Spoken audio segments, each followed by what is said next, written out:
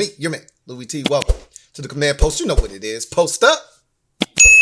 Take command. I, of course, am your commander-in-chief, Louie T. Thank you for joining me. So got a couple of questions for you today. A couple of hypotheticals. We will cover this more tomorrow on the live show, among other topics. We'll have so much to talk about tomorrow night as we get closer and closer to Washington making a head coaching decision. I think that will happen next week, but we'll talk about all the possibilities tomorrow night on the Command Post Live. That said, I did have a couple of questions I wanted to throw out to you, and we will respond to these tomorrow, but I want to hear your answers down in the comment section. Can't wait to read your responses to these two questions. The first of which, and both of these hypotheticals deal with the roster in particular, because so much that we've talked about since the offseason got started, and rightfully so, has been centered around the front office, the head coaching position, and everything other than the roster itself. And obviously that's going to be turned over here shortly. Once they get everything in working order, the next thing they'll do is turn their attention to the roster itself. That said, I wanted to ask you a couple of questions.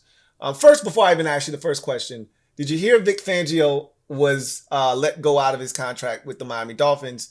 I don't know what happened there and how they ended up parting ways. Maybe Vic Fangio asked for his release. Maybe he just wants to go to Philadelphia. I don't know. The minute I heard that he was available, I wanted it. I wanted Washington to pursue him so bad, but it sounds like he's making a beeline for Philadelphia. Whatever. We'll find a defensive coordinator, but that was too much like right. That would have been perfect. And I'm hearing a lot of Eagles fans are upset about the fact that he may be their next defensive coordinator. So you were okay with Ronald Rivera being your defensive coordinator, but you're upset that Vic Fangio might be your defensive coordinator. Make it make sense. Anyway, I digress. That's not our problem. Hopefully, they don't want him, which they do. The fans are over there are being ridiculous. And their front office understands that Vic Fangio is one of the best defensive coordinators in the league. Hence, they're going to go after him aggressively, and I think he's going to go straight to Philadelphia. But we'll see what happens. Anyway, first question. And the assumption is Adam Peters comes to you individually as a fan, and he asks you the following question. Of all the pending free agents that the Commanders currently have, which one do you want me to re-sign? So he's giving you a chance to wave the magic wand and re-sign any free agent that the Washington Commanders have on their roster that's going to be a pending free agent come the start of the new league year.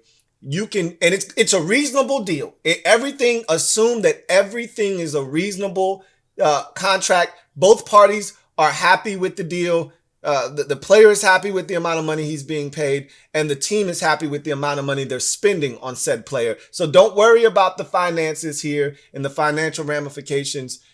Adam Peters, the general manager, is giving you an opportunity to bring back one Washington Commander.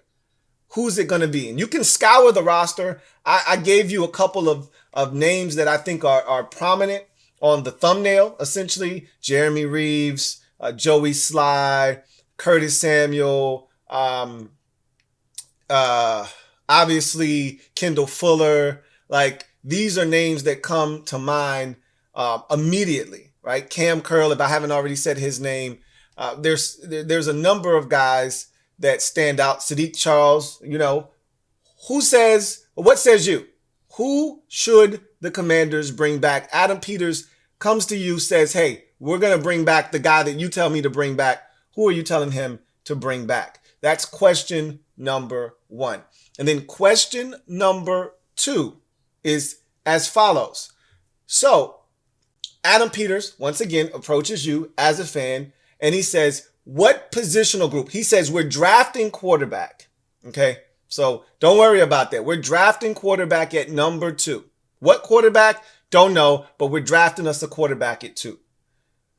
Outside of that position, what positional group needs the most work? What needs the most attention and TLC immediately from me and the staff as we go to try to bolster this roster? What position group would you tell them? We've got a lot of answers here that you can go with. I think the easy answer, the low-hanging fruit answer for most of you is the offensive line. I contend, and I continue to tell you guys this, We don't actually know. First of all, the offensive line is not as bad as you think. And I've been saying that. I said it before the season started. And I think Eric Bieniemy made this offensive line look a lot worse than what it was. I think Sam Howell didn't do the offensive line any favors either. It was not a great group to begin with. I'm not saying that it's a really good football group of offensive linemen. What I'm telling you is that offensive line had its strengths. One of them was running the football. We did it very effectively this year. The problem is we didn't do it enough. But every time we made a concerted effort to run the football, we did a pretty damn good job of doing that. Okay? A lot of games, Brian Robinson didn't hit 10 carries, but he did hit 6, 7, 8 yards per pop. And you go, well, why did we stop? And there's no definitive answer that was given to us other than, we just wanted to see him throw it 45 times. Thought that was the best plan of action. So there's that, right? Okay? But not even that. Move that aside, okay? Because the offensive line wasn't good last year, and you can think it stinks and it's a sieve, whatever, right? You got Sam Cosmi. That's the only rock on the offensive line right now. But we still don't know what guys like Ricky Stromberg is going to be. We don't know what Braden Daniels is going to be, right? We don't know if they're going to allow Charles Leno Jr. to play out the rest of his contract, this final year of his contract. We don't know if they're going to bring back Cornelius Lucas. We don't know if they're going to move Andrew Wiley. We don't know what's going to happen with this line, right? Ricky Stromberg could be the answer at center. Braden Daniels could be the answer at left guard. And then they go out and they draft a tackle and they keep Charles Leno and voila, you got an offensive line next year. Who knows, right? But if you want to choose offensive line, it's not a bad answer, okay? But there are other position groups that definitely need love on this team. And so I ask you the question. Adam Peters comes to you and he says, what position group needs the most work, the most attention this offseason? Your answer is what? Leave it down in the comment section. So you got your two questions. One, Adam Peters comes to you and says, hey, we're going to resign the free agent that you tell us to resign. Which player currently a pending free agent on this roster would you have him resign? Okay. And then your second question is Adam Peters comes to you and says, what positional group needs the most work? Your answer for him would be what position group? Leave it down in the comment section. Can't wait to hear your responses. That's going to do it for me, your man Louie T, here on another installment of the Command Post. You know what it is. Post up. Take command. I'll chop it up with you guys next time.